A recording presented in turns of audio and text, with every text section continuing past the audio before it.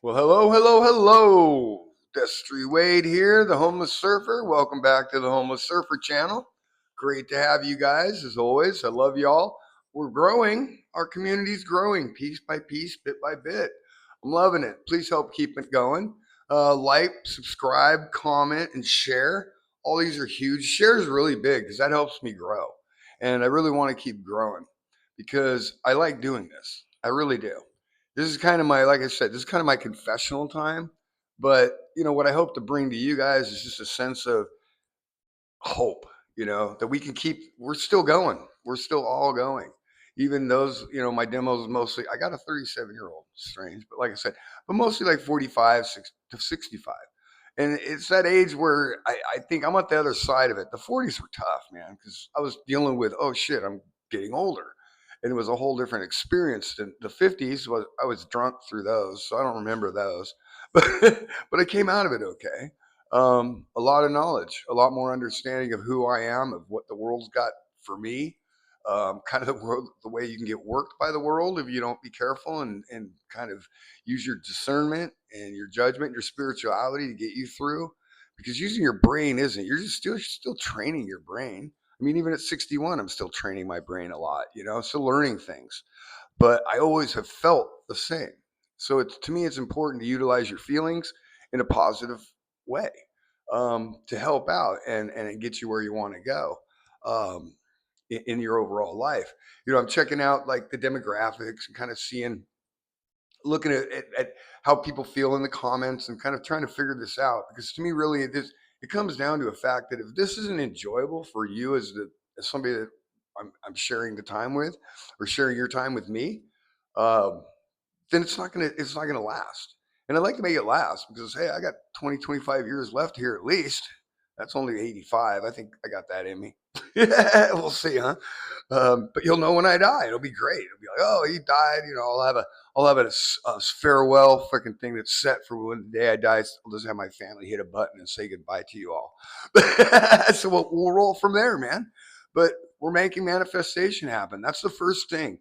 Now, what I look at on this channel, as far as what I'm hoping that my concepts work out, that you enjoy the channel, through the spirit. To me, positivity and hope comes first from your spiritual enlightenment. You're opening your mind and your heart and your third eye. I don't know what they call it up here, but it's a thing that's always talking to me, and I'm sure it's always talking to you, telling you what you're doing wrong and what you're doing right. As we get older, we learn to ignore it more and more. As a kid, I think it's more influential. I think as adult, the filters that we put on to protect ourselves from future harms can sometimes block that away as well. But anyway, so going through all those data points and stuff, I want to make sure that, like I said, this is just about an old dude that says, you know what, I can get up off my ass, even with my disabilities that my body's got, the limitations now, and get something done. And we can do it from its very low point, starting at absolutely zero. The homeless surfer is who I am. I've been homeless for 10 years, up until 2 years, 3 years ago now. After the coma, I woke up and here I was. Now I've had time to heal, get ready, and get back on it. I've also had some incredible experiences when I went through the coma. I've shared this with you over and over again, is that I really had a lot of answers to prayers and hopes and dreams. Trust me, I pray more than you think. I'm a dumbass hard dude. I don't really like praying. I don't bow. But trust me, man, the first time you get your ass thrown into a county jail, you're going to pray. You're hoping somebody's there. That's your only hope. You need that prayer when you're in county jail because shit, you got one call and they weren't available. So and now you're waiting for someone and you're praying that someone will find you. Um, yeah, when you when I was in the street homeless, there's many times I pleaded with God to hear me, to give me mercy, to show me what I needed to do or what I needed to know. And he did. He answered those prayers. It took 61 years. And I'm not a religious guy. This isn't about this channel has nothing to do with religion or politics. Two things I refuse to speak on. human nature, understanding ourselves. That's important. All that other shit's bullshit. It's just man confusing man. Here's the truth. In nature, I don't care if you go to the ocean front on a quiet, beautiful sunset, or you go to the mountains, either with snow on the ground, when it's fresh snow and everything's beautifully whited, or you go in the summertime when the creeks are running and the breezes are blowing through the trees and creating little aspen sounds. I love that shit. That's another spiritual experience in life. Going out in the middle of the desert. Go to Joshua Tree, dude. Take some acid and go hit Joshua Tree. I don't care how old you are. You'll love it. It's a spiritual experience. The Indians knew this. The natives that grew up here, they knew peyote and all kind of stuff like that. They knew how to work with that and get yourself into nature. Get yourself flowing with nature. Start feeling that, because once you do, once you center that, and I don't care, you can go pray at church. You can go to the Catholic church and pray. You can go to the Buddhist church and pray, Muslim church and pray. It doesn't matter. Center yourself. Know there's a greater being than you. I mean, God forbid. If this is the best that creation made, I'm really bummed out about that. So anyway, I froze up there. But anyway, yeah, I'd be shitty. So I know there's something, man. There's something that makes the seasons, that makes the stars move, that makes the planets move, that everything's done in a perfect manner based on modern science. I mean, study what the hell do they call that? Quantum entanglement, quantum physics. That's what it is. Physics explains all this, and it's all done in a certain way to make everything hold up. So, okay, I'm going to give in that and say, yeah, there's definitely something that made this happen. It just wasn't accidental. Okay, I got that. So now that I got that as my foundation, I'm going to try to communicate with this thing. Now, there's all kinds of books been written, hundreds and hundreds of tablets, books, scrolls, Dead Sea Scrolls, Bibles, Book of Mormons, Qurans, you name it. It's been written down over and over again. And in all that, if it's strange, if you read all of the different texts and tablets and everything that's out there, if you got time, or you can go into AI and ask it to do it for you and just give you the line of truth, because it's there. I did it. And every one of them has basically the same stuff. It's just the way they describe it. Their fathers called it Joe and their dad called him Jimmy. Who knows? Same guy, but we call him different and we argue over it. Yeah, that's not healthy. So anyway, center it. Find your center and get it. And that's what I hope I'm going to help bring to you, is to find that center. And from there, you're able to start that communications. And the communications, again, it's not churchy, it's not divine, it's real. It's there. We were created and we're here, and they didn't throw us down here and say, we're not going to talk to you anymore. Good luck. No, they gave us a phone number and a phone call, but you got to know the number, man. You don't know the phone number, you ain't going to be able to get anywhere with it. So, you might as well not deal with it. But you got to. You got to find that peace, because once you do, man, that peace, I can't describe it to you. And again, I'm a homeless, drug addict, fucking alcoholic, convict, dude. Everything bad you could possibly go through, I think I've walked through it, and I've come out the other side of it now. At 61, I realized life is life. It just is. I can't explain it to everybody. I wish I could. I'm trying to figure it out for myself, and a lot of times it's a very up and down curveballs. You never know what's coming at you. In the last couple of days, we've gone over a few of those things that definitely were thrown at me as curveballs. You got to deal with it. You just got to. And if you have your center, if you find that peace inside of you, it sure as hell is a lot easier to deal with it, man. So that's what I hope to bring, is just that hope and that direction towards something that's awesome, dude. When you go and I so can't explain it, because I'm so like, I'm sure a lot of people that watch this is, I don't do church and religion, and I'm not God bless you kind of guy. I'm or a good morning to you kind of guy. I like to say good morning. I don't get into deep shit with people. I just don't. I watch. I'm more of a watcher in that way, watch how people react, how people are. And I've got a variety of experiences to draw from. Coming from high school, totally normal kid, grew up on the beach, grew up well off as shit. We didn't have to worry about anything. We had dinner every day. Yeah, we had the lawnmower always worked. Shit, that's what we did, and everything was good. And then all of a sudden I decided to start fucking around with the drugs. Not the using yet. That's the ironic part. When I was selling the drugs to go to college, I wasn't using them. I didn't like them. They kept me up, and I needed my sleep because I was very physically active. So I didn't really get into drugs while I was selling them. Then I got busted. Boom! All of a sudden, go from an upper class, college educated, going through law school kid to boom, you're now going to prison for 10 years. It worked out to be 8.5 by the time I got some good time and some fire time. But anyway, 8.5 years in prison. You know what I felt like going in? That sucked. That was a hard one to deal with, man. Did I? Not necessarily. Because ironically speaking, while I was away in prison, that's when I started using drugs and drinking more because we were making our own booze. I mean, we lived at fire camp. It's like Boy Scout camp. You know, you're kind of left on your own. Just don't escape. That's the word they tell you. Don't escape. It costs you 7 more years of hard time. You won't ever be able to come back to the fun fire camp and do prison time there. So anyway, yeah, and then get out and 30 years old. It's time to straighten up. I got kids now. I got an ex-wife who's not doing well. She's not doing well. So I had to get out and take my kids and start raising them. And for 10 years more, I did that.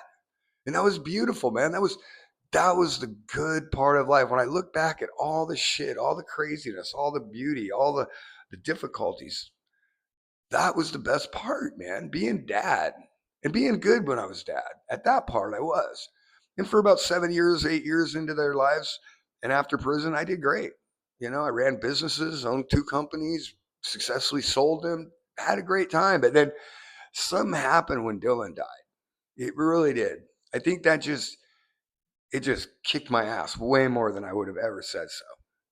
Even to this day, and I can't express how much it really, I think, pushed me into the wrong direction. So I feel these things for you guys. I feel you with you.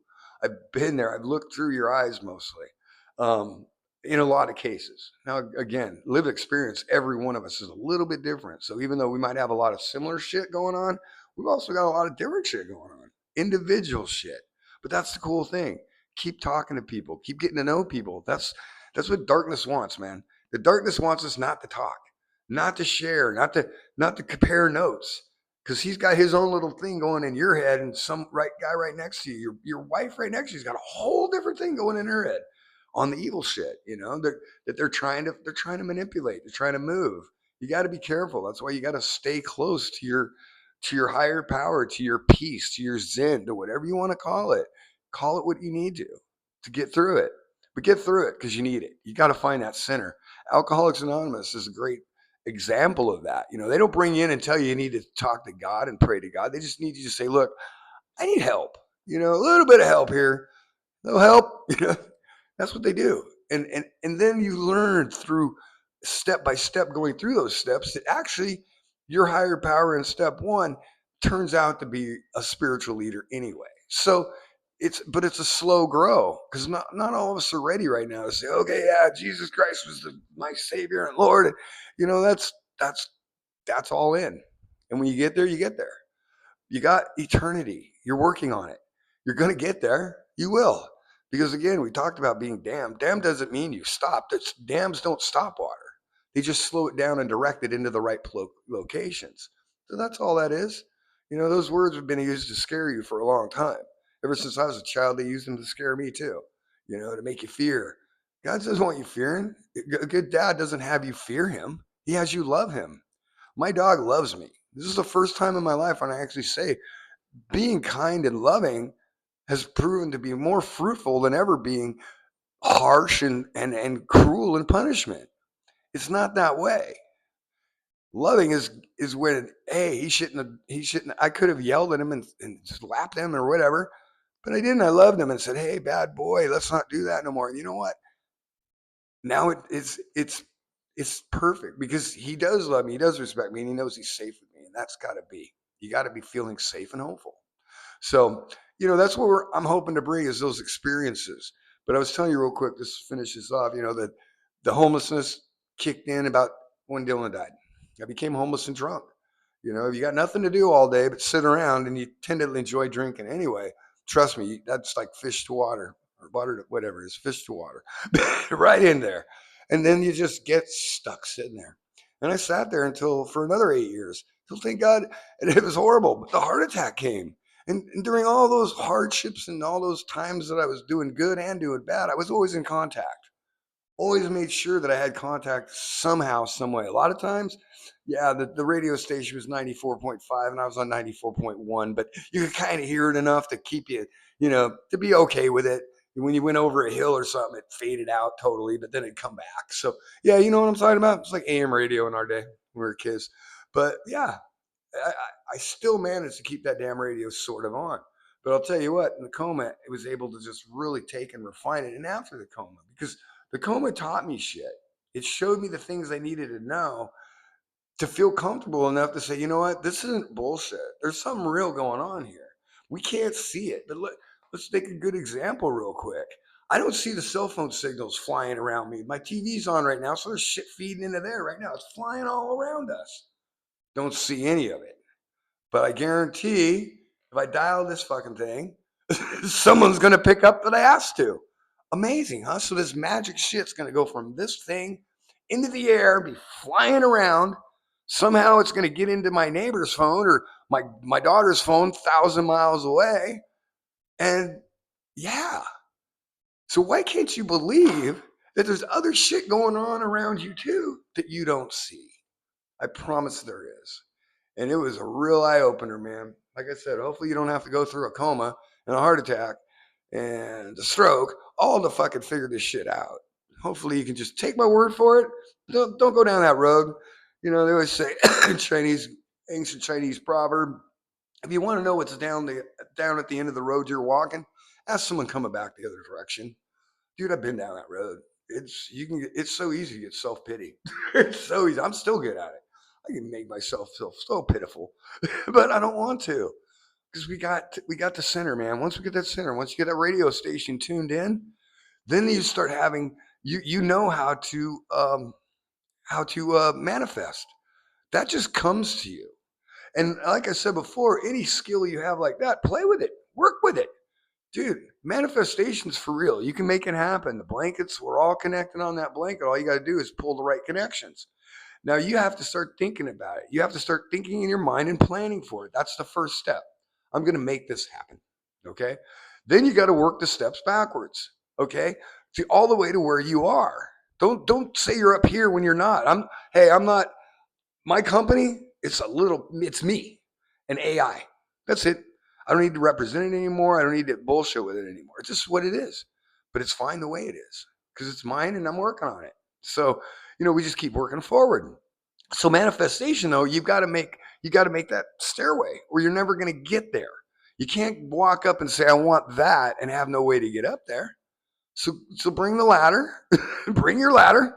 You got enough skill, and the great thing about us in our experience level, my demo, is that we've seen it. For the most part, when it comes to 90% of what you can possibly go through and see in life, I think if you're over 60, you've pretty much seen most of it. And a lot of the shit you probably haven't seen, you may never want to see. Because I got a lot of those in my head, dude.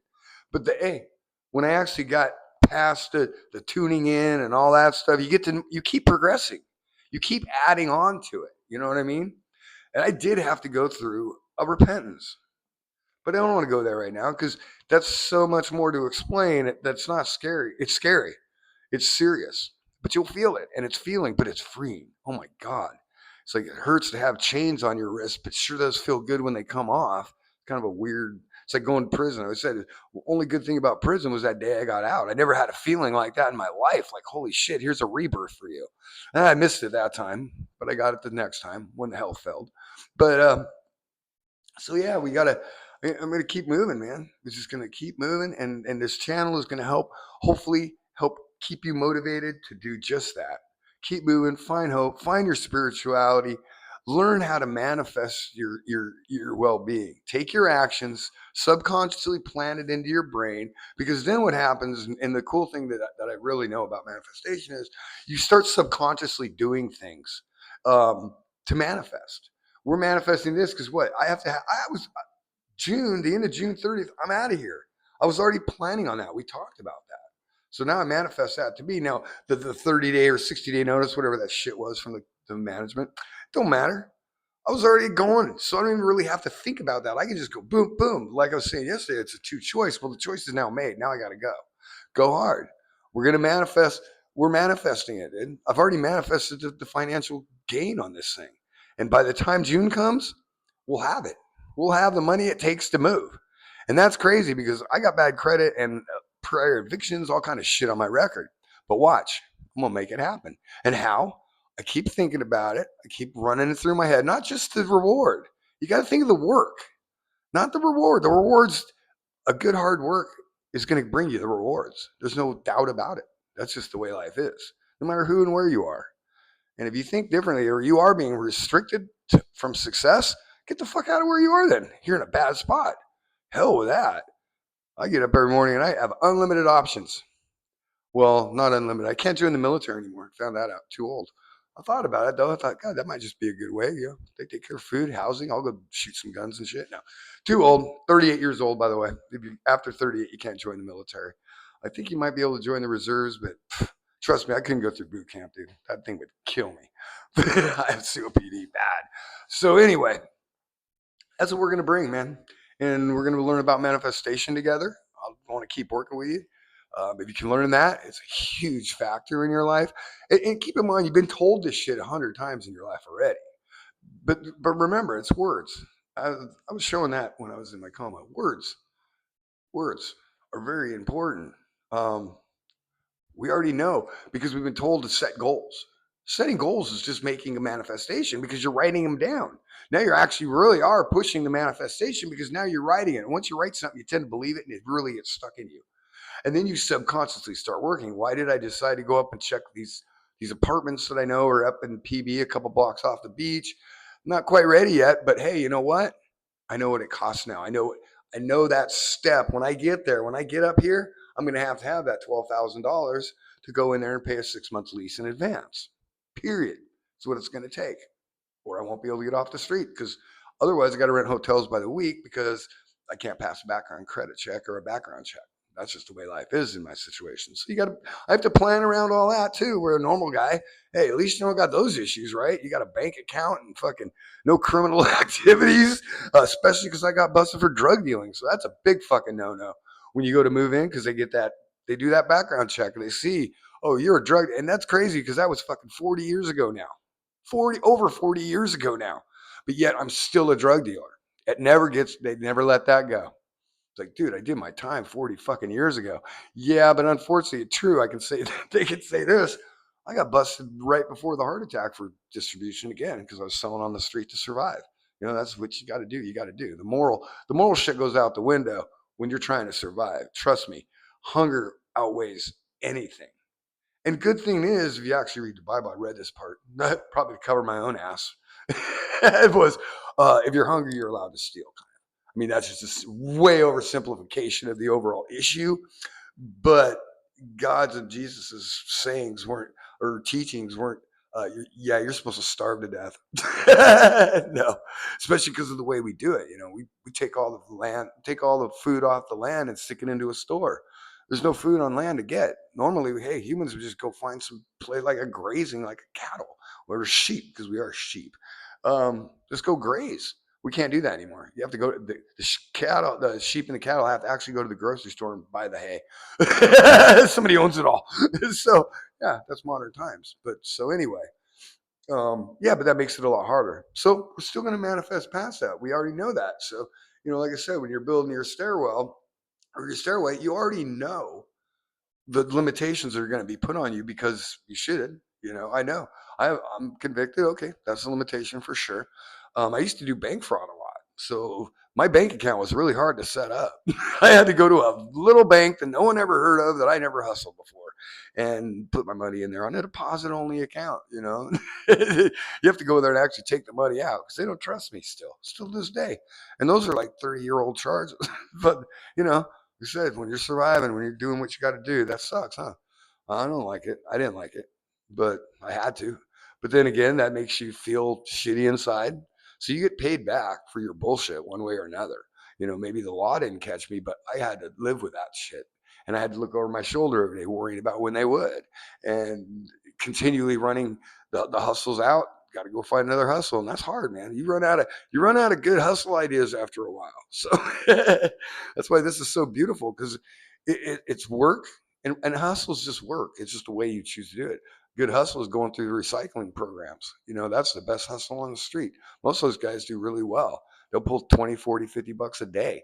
And when you're on the street eating at the places, it gives you a lot of options. And most of them are drug addict related or drinking, but hey, they're taking care of their own shit. They're not coming to society asking for it. Most of them are so fucked up they can't get food stamps and stuff. They can't take the time. I got a friend, he can get general leave, food stamps. He just won't take the time to go do it. It's like, dude, an hour in one day. No, he can't leave his spot, dude. They just can't leave. They're like glued to that location. So he's even the guy that told me when I was first fucking trying to straighten shit out that, hey, worst case, just bring the damn bottle with you. You know what I mean? He told me that good advice. And I did at first, before the heart attack. I just bring the bottle to the DMV with me and drink while I'm waiting to get my license. So, all right. But we got it done. It felt so good. Those little steps. And then the heart attack came, and learned some shit from the hereafter, and then came back with an attitude that has been changed. If you knew me, man, that's why I can't wait till next month when we're doing Coffee at Kono's, and you actually get to meet these characters that I hang out with. They'll tell you, oh, no, that's not him. So I changed, man. And it's a beautiful thing. And I think you could find it in you. I really believe we all have that ability in us to make those changes. So anyway, guys, I want to keep you. I want to grow. I want to be hopefully a positive influence in your day, to realize I can make this thing happen. I'm not stuck. We're not. So tomorrow, what I'm going to do is I'm going to kind of go more into this business, because I was going to do it today, but obviously I'm running along. So I'm going to slow it up and say I love you guys. Stay in there. Let's keep moving forward. Please like, share, all that good stuff. I really need your help. We're beginning to grow. I'm going to start on X. God, I'm growing faster on X, just posting cartoons than I am here. I guess I'm ugly though, man. I don't blame you for not wanting to look at me. I should probably do like a cartoon face, but in this one, like I said, it's more my just confessional. I'm going to find friends and people with common backgrounds, issues, or people that want to talk. Because the whole point is to create a talking show where we can talk to each other. Right now we have comments, but a lot of it, I know on these comment things, it's a pain in the ass to do the comment thing for me, and maybe for a lot of you, because we're not into the computers and it's not that smooth. But hey, if you can, please comment. I love to talk to you. I love to answer questions for you. I love to hear your criticisms. I love criticism. It's my favorite fucking thing. How do I grow if I don't hear criticism? I just don't take it personal. It don't hurt me. You can call me ugly. I am ugly. That's cool. You dumbass. You laugh weird. You laugh out of nowhere. So what? Love or you hate me. Love me. Anyway, peace, guys.